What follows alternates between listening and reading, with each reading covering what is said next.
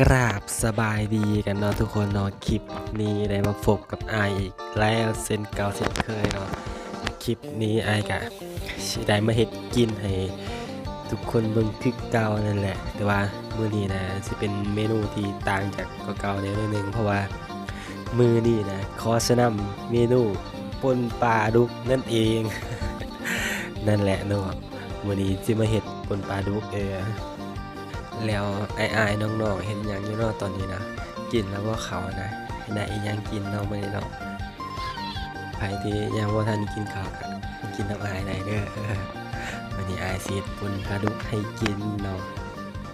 แล้วตอนนี้อายก็กำลังทำคั่วปลาเนาะเพราะว่าสิเอาไปต้มนั่นเองอายก็ได้มาคั่วปลาซอยๆๆเป็นตอนละมาใส่หม้อเนาะหลังจากนั้นอายก็สิได้ไปเก็บใบกีหูดเนาะเก็บใบกีหูดแล้วก็เก็บใบสิงไข่เพราะว่ายันปลามันคาวเลยใส่ใบกีหูดใส่ใบกีไข่สิงไข่นำหลังจากนั้นอายก็เก็บใบหัวหอมต่อเนาะเพราะว่าสิเอามาใส่กับป่นปลาเนาะหลังจาก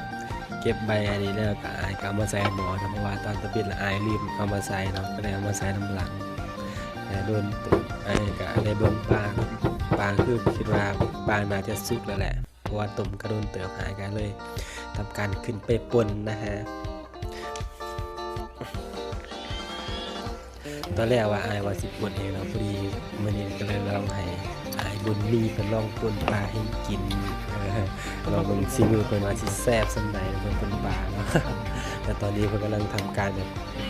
เอาซีนปลาเอาแต่ซีนปลาเนาะเอากลางใส่น้ำเลย เงียบๆอันนี้คือร้านของอายนะฮะที่บอกหลังจากนั้นก็ตามมือยังเสร็จแล้วก็นำมาปรุงเอาใส่เกลือใส่เป็นนัวแล้วก็ได้ใส่หยังหลายใส่ไปซ้ำนี้ก็พอซ้ำนี้ก็แซ่บแล้วนะเพราะว่าอยู่สวนหิวเขาวเลยกินอีหยังอ่ะคือว่าแซ่บไปเบิด